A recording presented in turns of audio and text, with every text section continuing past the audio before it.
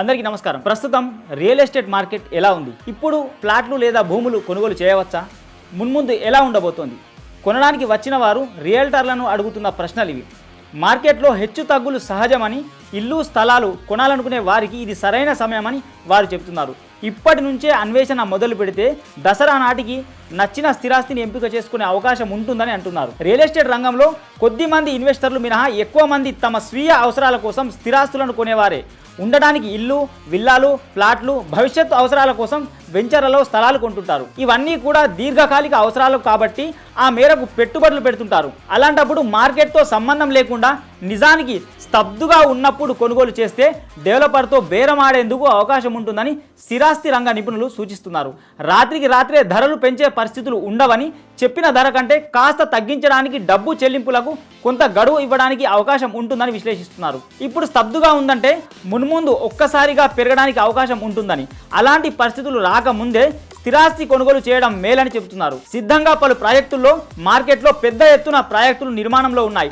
వీటిలో ఈ ఏడాది ఆఖరు, వచ్చే ఏడాది ప్రారంభం నాటికి గృహ ప్రవేశానికి సిద్ధంగా ఉన్న నివాసాలు ఉన్నాయి. వీటి ధరలు కొంతకాలంగా స్థిరంగా ఉన్నాయి.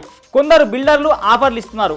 కొనేటప్పుడు చెరువు, ఎఫ్టీఎల్, బఫర్ జోన్లలో లేకుండా అన్ని అనుమతులు ఉన్న ప్రాజెక్టులను ఎంపిక చేసుకోండి.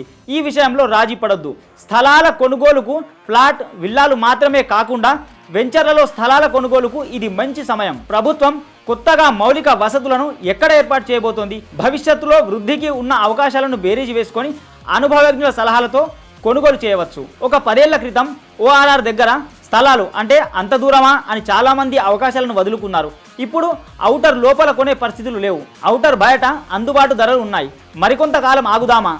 హైదరాబాద్తో సహా దేశవ్యాప్తంగా రియల్ ఎస్టేట్ రంగం వచ్చే దశాబ్దంలో మరింత విస్తరిస్తుందని నైట్ బ్యాంక్ ఇండియా, క్రెడా అంచనాలు వేశాయి.